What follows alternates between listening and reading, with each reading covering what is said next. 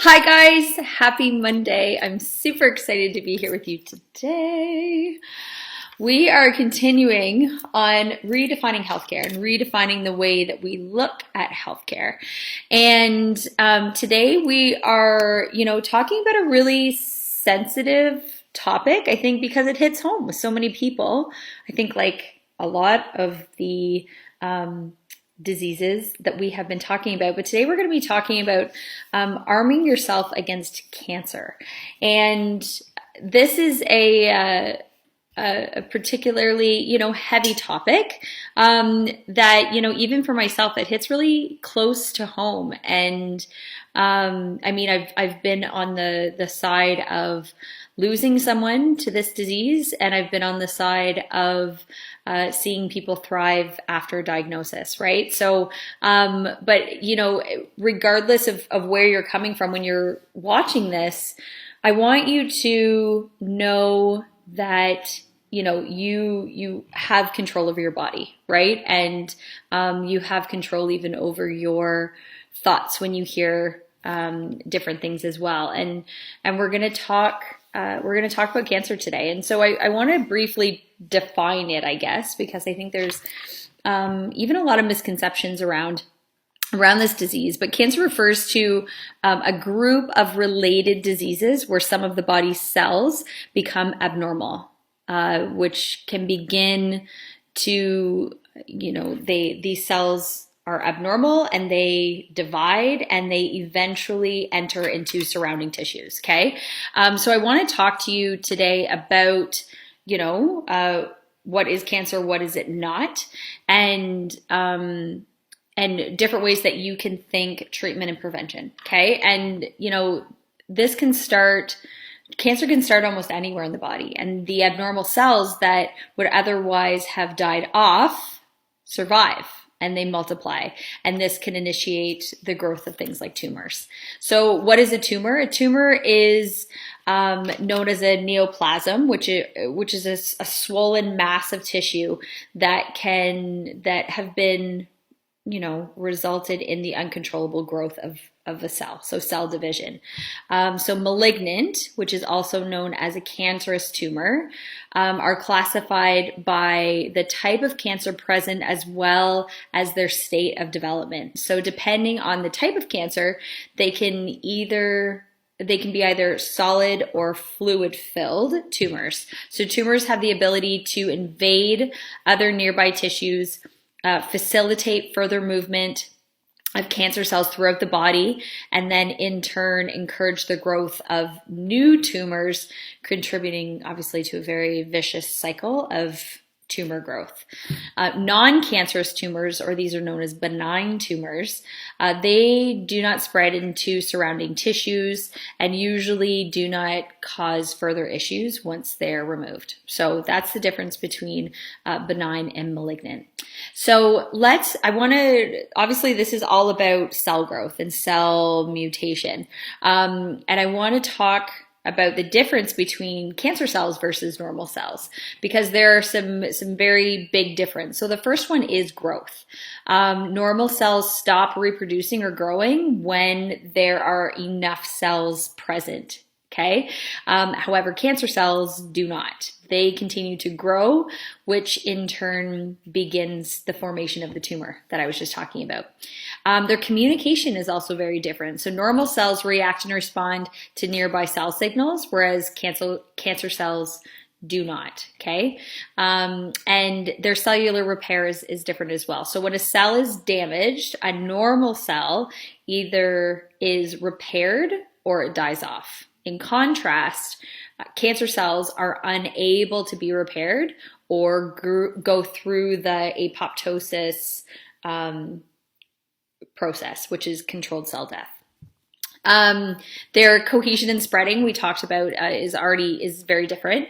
Normal cells secrete substances that help them stick together and keep their primary location in the body contained, whereas cancer cells don't have this, and they have an increasing rate of growth, and the cells will freely travel throughout the body or metastasize when you hear that it's metastasized in a different part of the body. Their appearance is also different. So unlike normal cells, cancer cells vary in cell size and shape from one another. So also the nucleus, or the center of the cancer cells, appear much larger and darker than that of normal cells. Their maturation is different also. Normal cells mature, whereas cancer cells tend to just rapidly grow and divide before cells are fully mature. So this results in immature or undifferentiated cells. Their immune system relationship varies as well. When normal cells are damaged, the immune system recognizes them and removes them. Conversely, cancer cells have the ability to trick the immune system by secreting chemicals that disable immune cells from coming to the scene of the tumor growth, which is why all of a sudden you might have, you have no idea that this is in your body, and then all of a sudden it's there and it's big. Lastly, their functionality is different as well. So normal cells inherently function properly. We've survived as a species for thousands of years, or they function, as they're designed to perform. However, cancer cells may not be considered functional at all. So that's important to know, the difference between how you are normally functioning versus when you have cancer cells within your body. So in order for a normal cell to become cancerous, many changes have to occur within the body. So there's a few factors for particularly that I want to talk about. So the first one is the allowance of rapid growth. So the cells must possess a growth factor that prompts them to grow beyond what is necessary. Okay. They also have to have failure to stop growth. So the proteins that would otherwise instruct the cells to stop growing and die are inhibited, and in turn become abnormal. There also has to be a disregard for other bodily signals. So the cells also have to evade other signals received from other cells in the body. And there has to be a lack of adhesion. So the normal adhesion properties of cells would be lost. So we know that our cells normally stick to each other and cancer cells don't.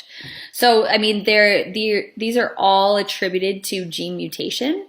It is overall difficult for a normal cell to become cancerous, but these are possible and necessary changes that would have happened within the body in order for it to occur.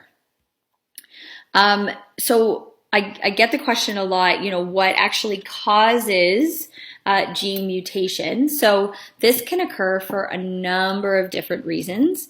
There's inherited gene mutations. So some genetic mutations are passed down hereditarily.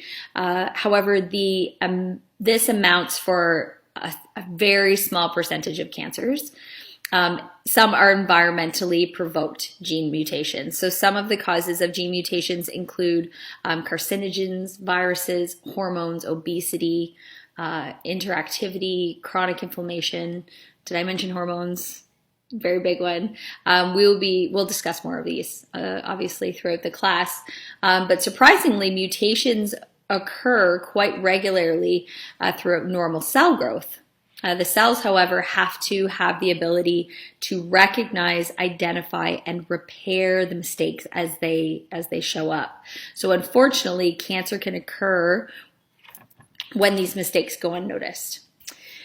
There is many risk factors that are known to cause cancer, things that you can do to prevent cancer. So one is age. So, overall, as we age, our cells and receptors and everything else are aging right along with us, right? So our risk for cancer increases. Lifestyle choices is a big one. So habits such as smoking, drinking, poor diet, excessive sun exposure, remaining overweight, unsafe sex, and inactivity all play a role in cancer risk. family history. So again, while this is a very small percentage, it's worth noting that a family health history is relevant in terms of cancer risk, and environment. So these include exposure to secondhand smoke, harmful chemicals, and other environmental toxins, which is where you see, if you live in certain areas of the world, you're going to see higher rates of certain cancers or cancer in general. But believe it or not, cancers can be preventable. Okay, so according to a study conducted in 2008 by MD Anderson Cancer Center researchers, 90 to 95% of all cancer cases are due to lifestyle and environmental factors. So evidence concluded that cancer-related deaths were due to the following factors. So 25 to 30% were due to tobacco use, 30 to 35 were due to diet and nutrition, 15 to 20% were due to infections. So the remaining were due to stress, lack of physical activity, environmental pollution, radiation exposure, okay? But 30 to 35% were due to nutrition, okay? And there's many studies are continually being released with one common theme, that cancer is preventable. And I'm going to link up some of these research studies as well. I like to blast it out at you. So how do you lower your risk? Now that, we've established now that the vast majority of cancer is preventable, okay? Smoking, nutrition, environment. So let's talk about what you can do to really arm yourself against this. And again, if you've not had this hit home for you, lucky you. But I know even for myself, this is a big one. And there's lots of things that I do regularly now to keep my cells healthy, right? Maintaining a healthy weight is a big one. Reducing your inflammation. And I did an entire class a few weeks ago on autoimmune disease. And I've done classes on, high inflammatory foods. But the big thing is decreasing the inflammation within your body. And a lot of that comes down to nutrition. Improving your gut health. Again, that class on autoimmune disease will talk a lot about gut health. And again, if you even just type in gut health in the search bar, it'll talk about things that you can do to improve that. You need to address food sensitivities and intolerances, refine your diet, reduce toxic exposure, manage your stress, limit your consumption of alcohol, quit smoking. Let's not even reduce your smoking, just stop. Up your intake of water. So just continuously fueling your body with water. Limit your sun exposure and exercise regularly, and sleep as much as you can. But the big one is the importance of weight management. And according to the National Cancer Institute, obesity is one of the major risk factors for cancer. Although the association with obesity is dependent on the type of cancer, the following mechanisms are thought to generally contribute to cancer growth. So excessive estrogen production within the fat cells, increased level of insulin and insulin-like growth factor. Hormone from the fat cells has the ability to stimulate or inhibit cell growth. Fat cells influence on cell growth regulators, chronic low-level inflammation, altered immune response, and heightened oxidative stress. Those are all big ones. And we know that some of this may sound unfamiliar, but it's important to recognize that in many ways that obesity or an unhealthy amount and distribution of body fat is crazy bad for your body. And the long-term health effects significantly increases your risk for cancer. So that in itself is a big red flag, right? So I want to take a closer look at inflammation. Okay, so even though we've done, lots of classes on inflammation, I want to look a little bit closer into it, because inflammation is a vital immune response. Okay, it's your body's natural way to defend itself against, invaders, heal itself from harm, and repair damage that's happened within your body. So chronic inflammation, however, is not helpful. Okay, so you sprain your ankle, it swells up. That's helpful. But chronic inflammation that is creating pain within the joints, not helpful. So to have inflammation consistently, that means that it impacts the body's ability to recognize and defend it regularly, right? So it's significantly weakened. And when the body remains in high alert mode for a long period of time, the immune system becomes impaired, and this is when lasting damage does occur. So the state of chronic inflammation draws a lot of parallels with many of the chronic diseases we see today, including cancer. So we talked a lot about inflammation when we talked about autoimmune disease as well.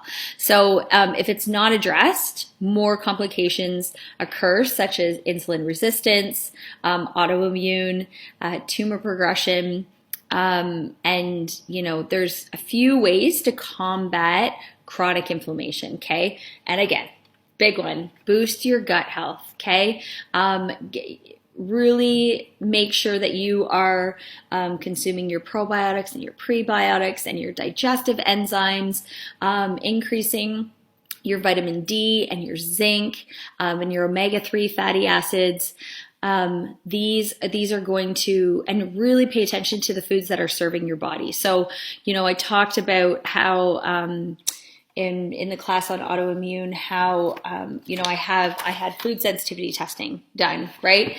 And it shows exactly what my body absorbs and what it doesn't. Okay, but know your gut, and if something's off, don't accept a diagnosis of IBS. Okay, because you can alter this, absolutely. Adopt an anti-inflammatory diet. So there's tons of foods that cause inflammation. Dairy, sugar, these are refined sugar, I should say. These are things that are going to cause inflammation within your diet. Take your proper supplements. For me, it's the Lifelong Vitality vitamins from doTERRA. There is a food nutrient supplement, My Omegas, and Cellular Health. Okay, one is completely dedicated, the Alpha CRS, to helping your cells renew, and so that your body isn't constantly having to guess. Another one that I take with my probiotics and my digestive enzymes is one called DDR Prime. So this is the cellular complex from doTERRA that has all the good plants in it, again, to help promote cellular health, right? And again, we have so many cells within our body, and our bodies are so smart, and they will naturally, turn over and kick in where they need to. But we are seeing an increased rise in things like cancer because of those other environmental factors, right? Another thing that I take regularly is frankincense. So frankincense essential oil is, frankincense is a tree, and there's a reason that was a gift to Jesus. It is an unreal plant that, again, you want to make sure it's pure frankincense, which is why I use doTERRA's frankincense. But anything on a cellular level, frankincense, helping with repair. And that's exactly what your body needs in order to support itself. So supplementing properly. Detoxing when necessary. So another oil that I've worked into, I talk about my daily capsules that I take. So in my daily capsule, it initially just started off with On Guard, which is the immunity boosting high antioxidant plant blend, and frankincense. That was my initial capsule. And then I added in other plants like copaiba, turmeric. I've also added in zendocrine, which is again a complex. It's a plant complex that is meant to help with detoxing. And again, just drinking lemon all the time. So I'm constantly. I fill this first thing in the morning. So this is a liter of water, and I will put a couple drops of lemon in here, and I drink it down. And that's how I start my day every single day. And then I make sure I drink at least four of these a day, which is completely flushing out my system. Okay. You need to treat infections accordingly too. But again, there's a place for antibiotics, but it's not our first line of defense, right? Using plants like tea tree, oregano, again, frankincense, really great for helping to treat infections. It's kind of nature's antibiotic, I think is what we'll call it. And then you want to make sure that you're managing your stress in a really healthy way. And you can do this through things like yoga and meditation and fitness and journaling and deep breathing, being outside, doing things that bring joy into your life. Okay. Don't wait until you have that, scary moment in your life for you to do the things daily that bring joy into your life. And they can be simple things like, I like to have fresh cut flowers in my house. There's always fresh cut flowers. I like to have my nails done. It's a simple thing, but I'm like, it brings me joy. I like to always have a cup of tea. Herbal tea is my joy. But do the things that bring you joy, right? And do them with intention, right? So those are the things that are going to help with your stress levels. Now I talked about, inflammation, and I've hinted around gut health, but I really want to emphasize the gut health connection. Okay. So the gut microbiome, it's an ecosystem of organisms, including, bacteria and yeast and fungi and viruses. And all of these things are throughout the digestive tract. So your digestive tract is from entry to exit. Okay. So it's not just your stomach, which a lot of people think of. But it's far beyond, just your digestive health. The immune system, among other organ systems, are closely related to your gut health. So because of this close association between our microbiome and our immune system, research suggests that the gut has a very significant role in determining your cancer risk. So we know that 80% of our immune system is located within the gut, okay? Again, go back to the class on autoimmune disease, and we talk all about that. But there's a few of the most common, enemies to gut health, okay? So things that you want to make sure that you're working out of your daily routine if you're really trying to arm yourself against cancer. Your standard American diet. There's a reason it's called the SAD diet. You want to be eating whole foods.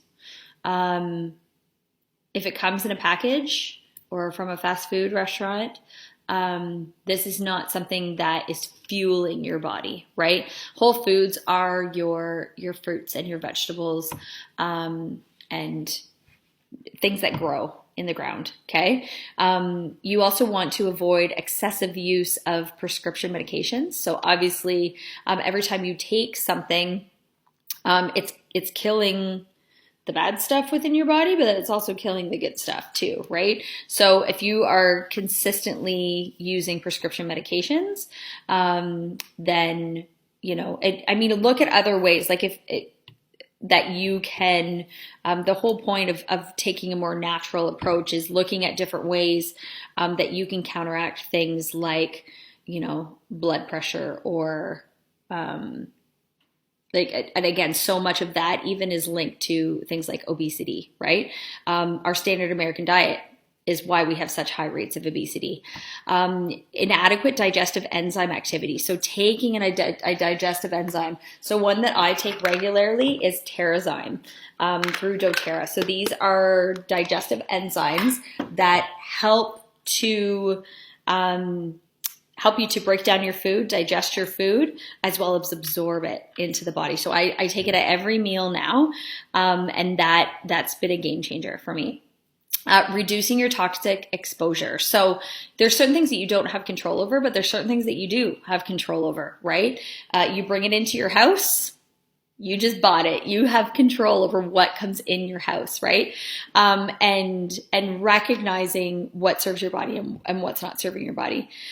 Make sure that you don't have infections that are untreated, right? Because these are just places where your body's put to work, right? Chronic stress. Again, stress leads to disease, and we know this. There's tons of research on it. And a big thing, all of those things come down to, and this is why the foundation of that pyramid that I always talk about is nutrition, okay?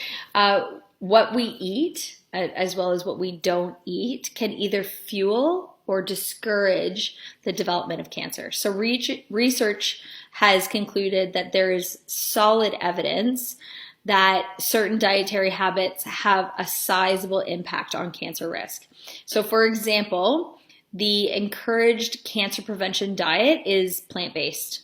Okay, it provides essential minerals, vitamins, antioxidants, phytonutrients, and these include, non-starchy vegetables such as broccoli and spinach and beans. Okay, the greener, the better.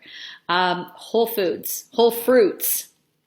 fruits and vegetables containing vitamin C, such as oranges, berries, peas, bell peppers, dark leafy greens, vegetables rich in lycopene, these are things like tomatoes and guava and watermelon, and other vegetables such as carrots, Brussels sprouts, and squash. Okay, unprocessed grains. Unprocessed. When you hear people having like a gluten intolerance, these are processed grains. Okay, so you want unprocessed grains, healthy oils such as olive oil and coconut oil when you're cooking. Conversely, these foods heighten the risk of cancer and should be avoided as much as possible. So you want to avoid high-calorie processed foods. That SAD diet, okay? Added sugars, excess salt, red meat, all of these things will increase. Other things that will increase is alcohol. So based on extensive research, there's a strong scientific evidence connecting drinking alcohol with several types of cancers. So according to the National Toxicology Program, the U.S. Department of Health and Human Services, alcohol is clearly listed as a known human carcinogen. So the research indicates that the more someone drinks on a regular basis, the higher risk they have of developing cancer. It's once believed that limited alcohol consumption was an appropriate part of cancer prevention plan. However, emerging studies have concluded that even minimal consumption, even within, national guidelines, still raises your risk of cancer. So therefore, just skip it all out, right? Next, and I've already mentioned this one, it's the big one, smoking. Okay, so there's no safe level of tobacco use. Okay, even vaping or whatever's cool when you're watching this, tobacco use is the leading cause of cancer as well as death from cancer. So the chemical within tobacco products contains chemicals that directly damage DNA, which is unsurprisingly a main contributor to cancer development. So again, I can link up some information on you, but if you go to cancer.gov, there's a ton of information about tobacco use. Next, you want to prevent cancer? Get moving. Get moving. A growing body of research has supported the importance of physical activity in cancer prevention. So some of the benefits of exercising for specifically reducing the risk of cancer include the fact that moving helps to regulate your blood levels, the blood levels of hormones, reducing exposure to dietary carcinogens by accelerating your metabolism, and prevention of body fat accumulation. So we already mentioned how when fat is accumulating in large portions in certain parts of your body, this is an increased risk for cancer. But you also need to get that blood moving and accelerate your metabolism, which naturally happens when you're moving, okay? It's recommended to adopt at least 30 minutes of exercise most days of the week. This can be done in increments or all at once. The most important advice I can give you for adopting a fitness routine is just you do you and make it fun, okay? Do what you love, but just get moving every single day. It must be something you're going to enjoy or else you're not going to do it. Period. But you know, I want you to really think about how can I get moving for 30 minutes a day. Okay. So is that a walk after supper? Is that joining a gym? Is that a boot camp? Is that yoga? Is that whatever, right? Once you get moving, you will naturally start feeling better. Once you work proper nutrition, you will naturally start feeling better. And both of those things will lead to a better sleep, which is also a big proponent of cancer prevention. So quality sleep is essential to a proper immune function and healing and mental health. So ensuring that you have a scheduled 7 to 8 hours of sound sleep every night reduces your risk of cancer. Guaranteed. So we're told our whole lives how important it is to get a proper sleep for our health. But science is now too on the slumber side, okay? So studies have been addressing the relationship of insufficient sleep habits and some of the top cancers in North America. So yes, you know, still right now, 1 in every 10 people experience sleep disturbances regularly, okay? So but it's the things that we're doing throughout the day. It's our stress levels. It's our nutrition. It's our lack of movement. It's our toxic load that is giving us sleep disturbances. Okay. So this is why, you know, I'm a huge advocate of plant-based medicine. But it's not just about that. It's about the entire lifestyle, okay? And so much of it you only have control over, right? So the most shocking part of all of this is that some of these sleep issues can actually be avoided, right? So some strategies to improve your sleep, create a sleep schedule and stick to it, right? So even, you know, my husband's a shift worker and, fortunate for him, it's only, you know, 2 out of every 8 days that he has to work midnights. But it's still, you know, it's making sure that during that 48 hours that he's, you know, his sleep cycle's reversed, that he's doing all those other things, that he's still making sure he's working out and eating healthy and supplementing properly, and doing all those other things to really compensate for that, right? But for most of us, creating a sleep schedule and sticking to it. And I know some of you are young moms and you're saying, okay, easier said than done. I've been there. But the sleep schedule you're in right now is temporary. It really is. I mean, your kids can't not sleep forever, right? And then, well, even if they go 18 years, they're moving out anyways, right? You want to limit your screen time before bed. Even if it's, you know, I hear a lot of people say, well, I use my phone as my alarm. Well, you can still stick it on the other side of the room, right? Reduce your caffeine and sugar intake. Adopt a natural bedtime and nighttime routine, right? So much research is actually saying that you need to start shutting your body down hours before you're actually going to bed. So how are you shutting your body down? In our home, it looks like me diffusing lavender starting at like 5 o'clock at night. And then, while we're having our enjoying our night together, we're breathing in those aromatic compounds. When my kids go to have a bath, I've got lavender in their bath with the Epsom salts. Again, kind of a double whammy since lavender is so good for your skin too, but really helping to shut the body down.